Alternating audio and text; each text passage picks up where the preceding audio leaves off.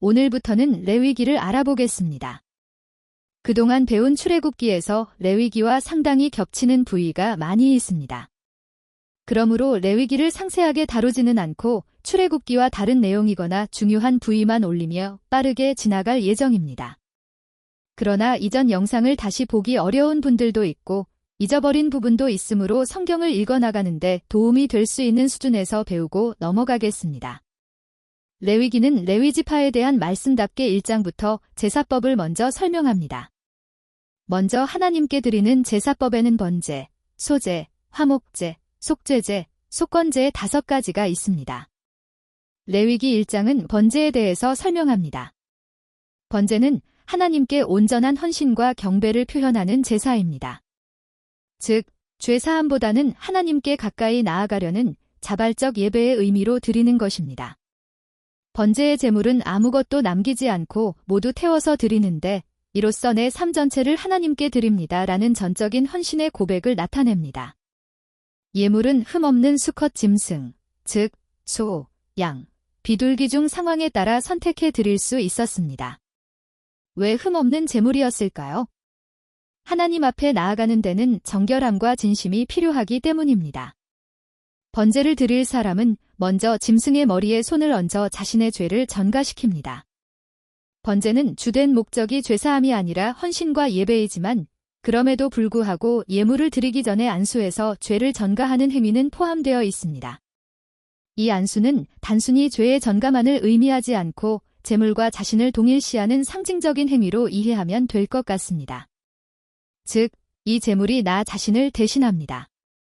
제 저언 존재를 하나님께 드립니다 라는 고백입니다.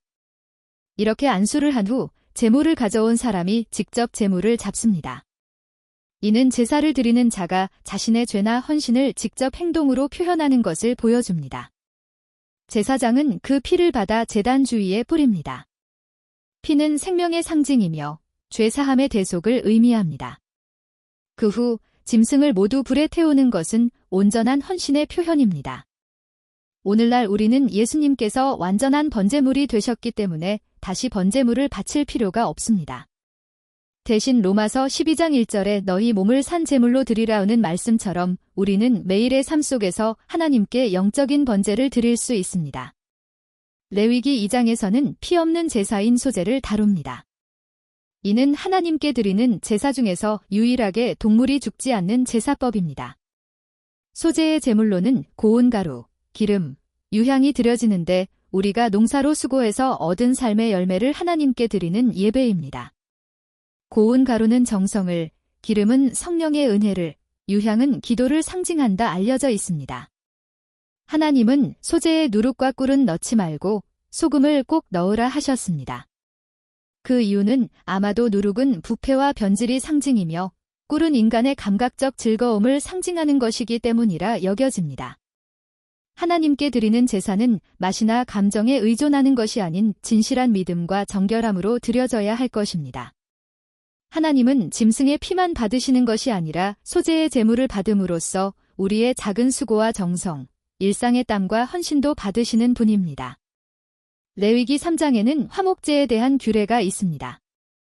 화목제를 드리는 목적은 하나님과의 관계 회복과 교제를 위해 감사하는 마음으로 서원한 것을 갚고자 할 때 또는 특별한 이유 없이 자발적으로 드리기 등이 있습니다. 즉, 하나님과의 화목, 이웃과의 나눔, 받은 은혜에 대한 감사를 표현하는 등 여러 목적으로 그냥 드리는 기쁨의 제사라 보면 될 것 같습니다. 이 제물은 하나님, 제사장, 제물 드린 자가 모두 함께 나누는 유일한 제사였습니다. 이때 하나님께는 제물의 내장 주위의 기름, 콩팥, 간 껍데기 등을 번제단 위에서 불살라 드립니다. 몸의 내부, 생명의 중심을 하나님께 드리는 것으로서 하나님이 생명의 주인이심을 인정하는 것입니다. 제사장은 가슴은 요제로 드리고 오른쪽 넓적다리는 거제로 드린 후 그 부분을 받습니다. 이는 제사장이 중재 사역을 했으므로 하나님의 몫을 나누는 상징적 보상이라 여겨집니다. 그리고 제물을 드린 사람은 남은 고기 전부를 받아서 가족, 이웃과 함께 나눠 먹을 수 있는데 정해진 시간 내에 먹어야 합니다. 이는 하나님과 화해한 자가 이웃과도 화평을 나누는 삶을 살라는 메시지를 담고 있습니다. 이로써 화목제 후에는 제물을 드린 사람과 이웃과 제사장과 하나님까지도 함께 식탁에 앉는 교제가 이루어지는 것이라 볼 수 있습니다. 이때 고기는 나눠 먹지만 그래도 피는 반드시 하나님께 드려야 합니다. 생명의 주권이 하나님께 있기 때문일 것입니다. 레위기 4장은 속죄제 규례입니다. 속죄제는 사람이 부지 중에 죄를 지었을 때 또는 법정의 증언을 기피하거나 부정한 물체 등에 접촉하였거나 맹세한 것에 대한 약속을 이행하지 않은 것 등을 깨달았을 때 드리는 제사입니다. 결국 부주의하거나 무심코 저지르거나 태만하여 저지른 범법 행위를 속죄받는 법이라 할 수 있겠습니다. 하나님께는 죄의 무게가 크든 작든 고의든 실수든 모든 죄는 반드시 속절해야 하는 것 같습니다. 속죄제물은 사회적 지위에 따라 제물이 다릅니다. 기름 부음 받은 제사장이 죄를 지었을 경우에는 백성 전체의 죄가 전가되므로 가장 무거운 제사인 수송아지를 드립니다. 이는 제사장이 공동체를 대표하는 존재이기 때문입니다. 이스라엘 온 회중이 부지 중에 죄를 지었을 경우에도 동일한 제물로 수송아지를 드려야 합니다. 이때 피는 성소의 휘장 앞에 뿌리고 성소에 들어가 향단의 뿔에도 바르고 나머지는 번제단 아래에 쏟고 제물의 고기는 진영 밖에서 태웁니다. 그리고 일반 지도자가 부지 중에 범죄한 경우는 제물을 한 단계 낮춰서 순념소를, 평민은 암염소나 암양을 제물로 드리게 하십니다.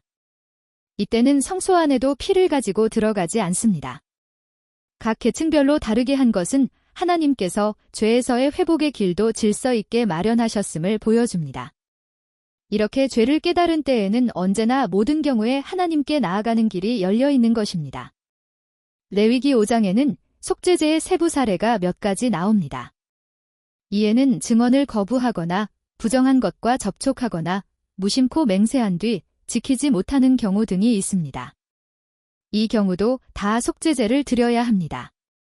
여기서는 죄인이 형편이 안 되면 비둘기, 고운 가루 등으로도 드릴 수 있게 하십니다.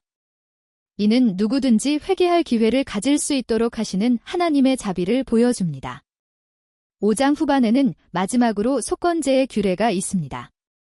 이는 주로 성물에 대한 죄, 즉 하나님의 성물을 잘못 사용했거나 피해를 입힌 경우에 해당합니다. 예를 들면 하나님께 드려야 할 성전세, 첫 열매, 11조, 서원 제물 등을 실수로 덜 드리거나 잘못 사용한 경우입니다. 이럴 때는 흠없는 순양을 제물로 드리고 손해액의 5분의 1을 더해 제사장에게 가져가야 했습니다.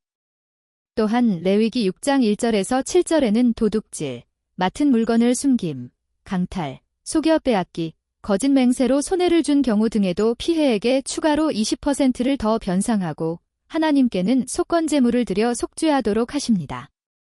속건제는 회개했으니 끝이 아니라 행동으로 책임을 지고 피해를 복구해야 진정한 회복이라는 원리를 담고 있습니다. 위의 제사법들을 보면 하나님은 크든 작든 알고 지은 죄든 모르고 지은 죄든 모든 죄들에 대해서 속죄를 하도록 하시는 것을 알 수 있습니다. 그만큼 하나님은 죄를 미워하시는 분이라는 것을 알 수 있을 것 같습니다. 5가지 제사법을 다시 요약해보면 먼저 번제는 제물의 모든 부위를 불태워 드리는 제사로 전적인 헌신과 경배를 상징합니다. 온전한 삶을 하나님께 드린다는 고백의 표현이었습니다. 소제는 피를 흘릴 필요가 없는 제사로 곡식과 기름, 유향을 사용하여 하나님께 삶의 수고와 일상의 열매를 드리는 제사입니다. 화목제는 하나님과의 관계 회복과 이웃과의 나눔을 상징하며 제물의 일부를 나눠 먹는 제사입니다. 하나님께 감사나 자원함, 서원을 표현할 때 드렸으며 공동체가 함께 기쁨을 누리는 제사였습니다. 반면 속죄제와 속건제는 죄에 대한 용서와 회복을 위한 제사입니다. 속죄제는 부지 중에 지은 죄를 위한 제사로 후에라도 죄를 깨달았으면 회개하도록 하는데 중심을 두고 있습니다. 속건제는 성물이나 이웃에게 손해를 끼쳤을 때 드리며 물질적인 보상까지 포함된 회복의 제사입니다. 이처럼 5제사는 목적, 제물, 방식에 따라 구별되는데 각기 다른 상황에서 하나님께 나아가는 길을 열어주는 제도로 기능했습니다. 시청해주셔서 감사합니다.